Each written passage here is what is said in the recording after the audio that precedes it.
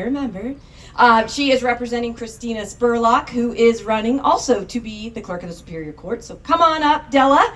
Tell us why Christina should get the job. Hi there. Hi, everyone.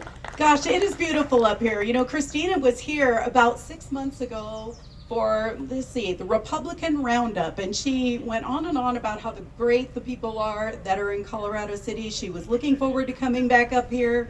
Had a prior engagement, couldn't come. I volunteered to come because it is gorgeous up here. And there's also pickleball apparently in St. George. Any pickleball players here? Yeah, right? It's up and coming, isn't it? So Mike told you a little bit about what goes on at the Clerk of Superior Court's office, and he's absolutely right. We are the record keeper for the court. We are the secretarial staff, sort of, for the judicial assistants and the judges. You guys bring your pleadings into the court, and it's up to us to make sure that 50 years from now, 100 years from now, somebody wants a copy of one of those documents, and we're providing them to you. We've got them. They're accurate. Technology has made it so that there is so many advances that are in our office. Everything used to be paper. You guys had to drive clear to Kingman, and I know, I just did it this morning. It's 4.5 hours, easy. You don't have to do that anymore, even for jury service. So many of you, when you get called for jury service, you're looking at a 4.5 hour drive just to get to the Kingman courthouse. No place else in Mohave County has to do that. There's a courthouse in Havasu, there's a courthouse in Bullhead, but you guys, to serve Colorado City better, Christina's got some things going on so that you can appear remotely for jury service. That's a big deal because that's a long drive. It started with COVID.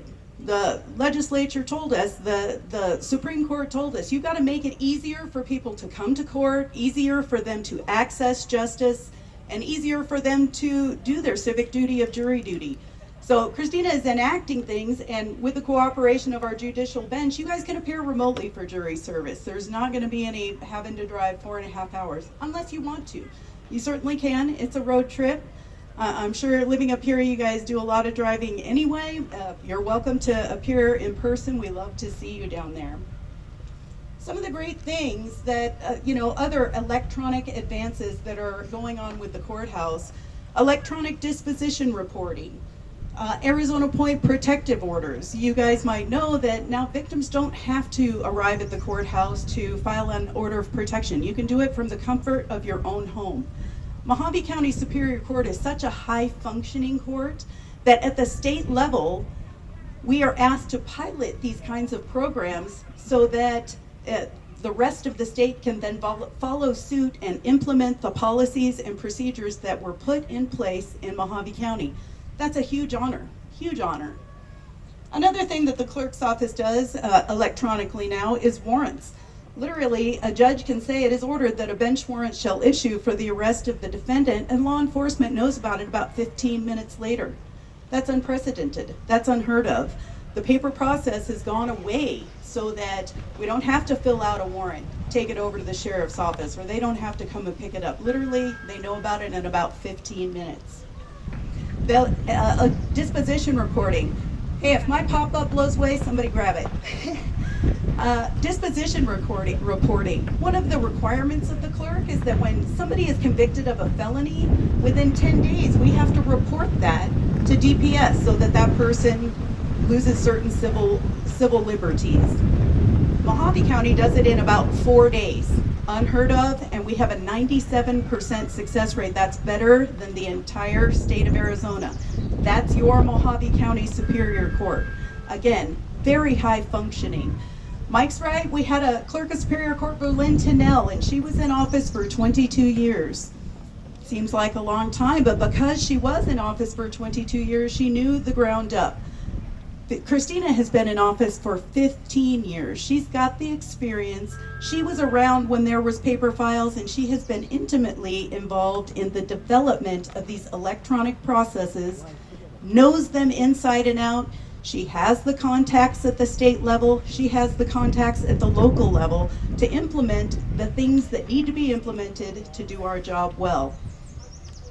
Those gentlemen that spoke up earlier about the new legislation that's coming out, that's a big deal for the court because a lot of the legislation intimately affects our job. We have to implement that. When new laws go into effect, the clerk's office has to know about it. We have to know how to make it electronic. We have to know how to get the paperwork where it needs to go so that the judges can do their jobs. She's got the experience to make that happen. Human resources. Mike touched a little bit about 5-6 years ago. There is turnover. I don't know about you guys, but our office did suffer during COVID. We had staff that were leaving en masse, but they're trained. As new staff comes on board, they're trained to do their jobs. These are happy people. The people that are there, we probably have 2-3 new people in each department, but I've been with the court for 23 years. Longer than Christina even. I'm her chief deputy director, and I can tell you that, Mike, while he was doing his 40-hour-a-week constable job, he did spend a lot of time in our lobby pulling documents. So he does know what the clerk's office does. He does. But I spend a lot of time in Walmart every week, and I'm not qualified to run it. The important thing is that in order for our court to continue to be the #1 court in the state, you want to elect experience. You want to elect somebody who knows what they're doing and has been the clerk of Superior Court already for 2 years. I hope you vote for Christina. Thank you.